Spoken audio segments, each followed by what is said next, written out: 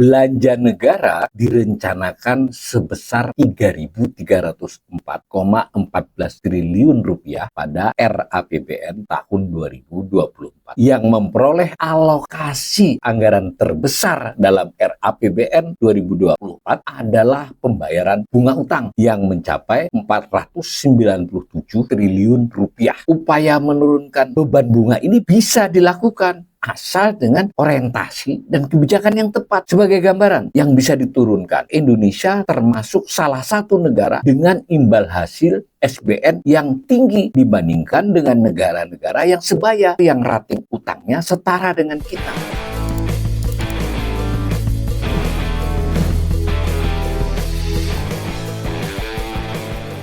Belanja negara direncanakan sebesar Rp3.304,14 triliun pada RAPBN tahun 2024. Terdiri dari dua kelompok, yaitu belanja pemerintah pusat sebesar Rp2.446,54 triliun dan transfer ke daerah sebesar Rp857,59 triliun.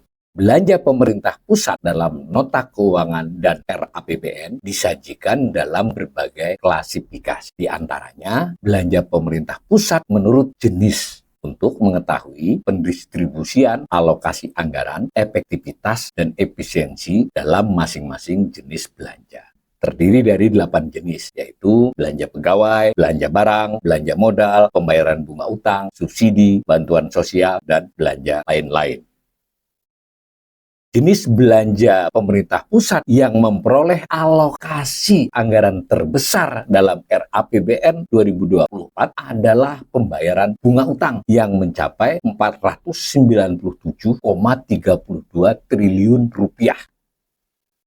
Baru kemudian diikuti oleh belanja pegawai sebesar Rp481,42 triliun dan belanja barang sebesar Rp410,93 triliun. Pembayaran bunga utang memang merupakan jenis belanja yang terbesar dalam RAPBN 2024, mencapai 20,33% dari total belanja pemerintah pusat, lebih besar dari belanja pegawai yang 19,68% dan belanja barang yang sebesar 16,80% atau subsidi yang sebesar 11,56% dan jauh lebih besar dari belanja modal yang hanya 9,99%.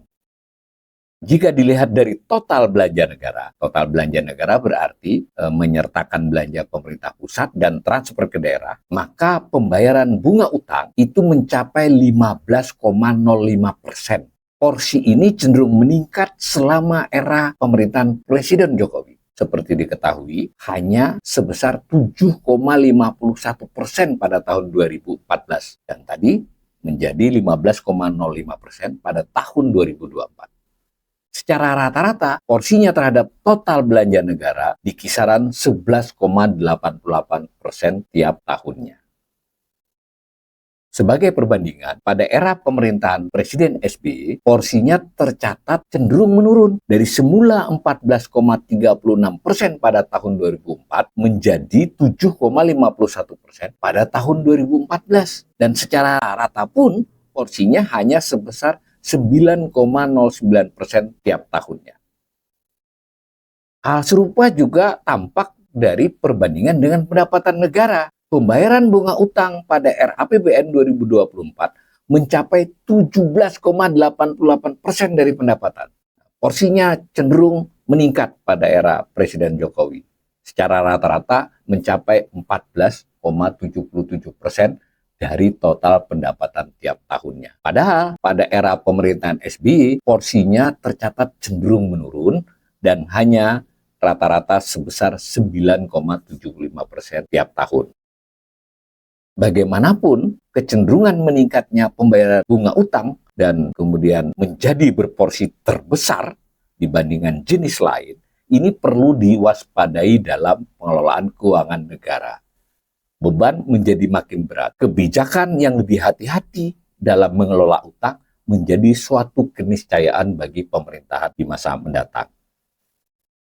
Secara teknis, teoritis, dan juga bisa ditindaklanjuti dengan kebijakan yang konsisten, upaya menurunkan beban bunga ini bisa dilakukan asal dengan orientasi dan kebijakan yang tepat. Sebagai gambaran yang bisa diturunkan, fakta Indonesia termasuk salah satu negara dengan imbal hasil SBN yang tinggi dibandingkan dengan negara-negara yang sebaya atau yang rating utangnya setara dengan kita. Artinya, terdapat ruang penurunan yang dimungkinkan jika ada political will dari pemerintah dan DPR tentu saja, dan yang lebih penting ada cara, paradigma, teknik pengelolaan utang dan beban utang yang lebih berhati-hati dan lebih bertanggung jawab.